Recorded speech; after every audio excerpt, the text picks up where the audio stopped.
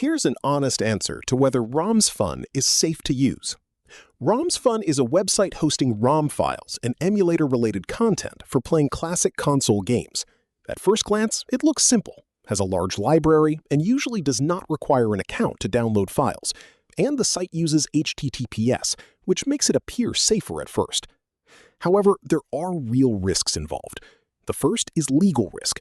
Many ROMs on the site are copyrighted, and downloading games you do not legally own is illegal in many countries, even if the game is decades old, regardless of how retro it feels. The second is security risk. While many files may be clean, there is always a chance of malware, misleading ads, or fake download buttons, and many users report pop-ups and redirects designed to trick you into clicking the wrong thing. If someone still chooses to use RomsFun, they should use antivirus software, avoid any files ending in .exe, use an ad blocker, and carefully check file types before opening anything. It is also worth checking your specific country's laws on ROMs and emulators, since this varies widely by region. For most people, the safer route is buying classic games through legitimate official stores or services. If this helped you out, hit that subscribe button for more straight-to-the-point tutorials on step-by-click.